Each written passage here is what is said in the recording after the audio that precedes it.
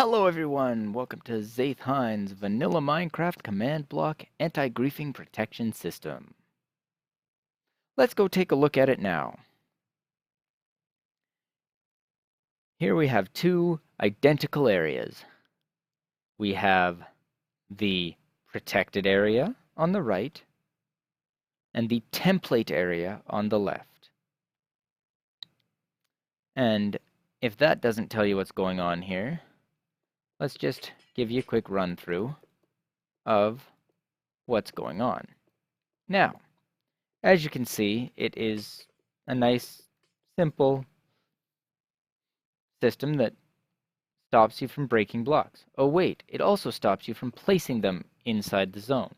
That being said, standing right here, I can't place that block, but I can easily place any block outside of that zone, and it doesn't matter where I'm standing. If I'm standing in the zone, I can't place them in, but I can place them out.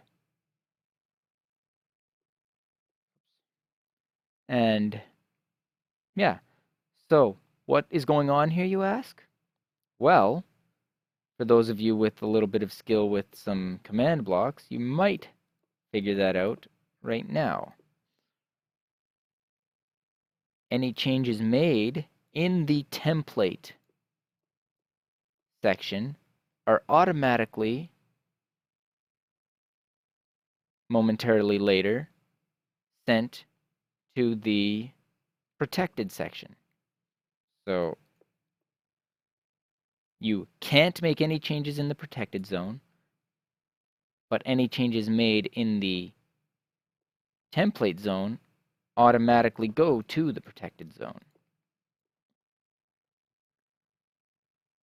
And for those of you who don't understand the command blocks totally and want a little bit of help, here is what's going on. In this command block, this is a 1.9 snapshot, so don't ask about the command blocks. Those will be covered in another video. We are testing for blocks in an area that starts 6 blocks to the negative x, 0 blocks, and 0 blocks. And the opposite corner is 1 block in the negative x, 5 blocks in the y, and 5 blocks over in the z directions. And then we are testing to see if that region is exactly the same as the region that starts in 1 block in the positive x direction, and 0 and 0, using its normal rules. So that means if the air or any other block in that region is different, it will return false. So the output to this comparator will turn off, as you see there. Okay, and then out here I've got this connected to a NOT gate, which is connected to a clock. And the reason I'm using the comparator clock is because if you do things too quickly, the redstone torch sometimes stays on. Like that tests, and they're not the same. So the redstone torch turns on, but then you make the next change after this triggers once, but before this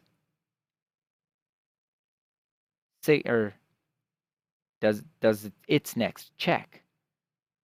So the redstone signal never changes. It just stays on. So I need this clock to pulse in the event of that happening to reset it so that it automatically clones anyways, which I just revealed the answer of what's happening in this next command block, which is the one that's tied into the clock. it runs the clone command on the same regions, and it just replaces everything, including the air.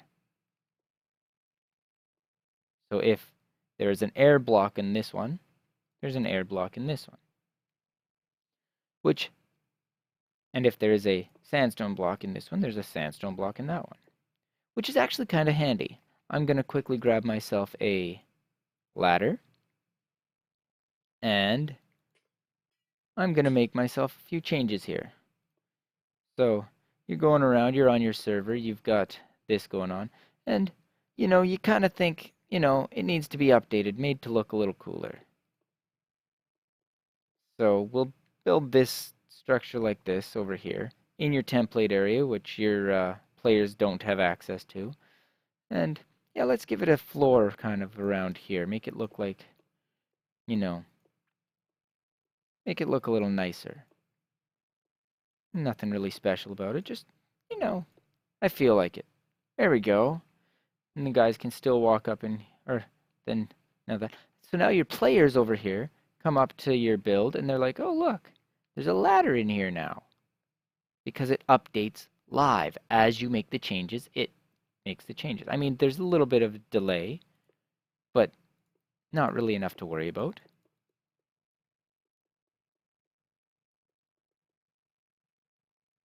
So yeah. And there you have Zaith Hines' anti-griefing system. If you found this video informative, or just, like hearing about new ideas, feel free to like, comment, subscribe. I definitely appreciate it. And on that note, thanks for watching. Have a good one.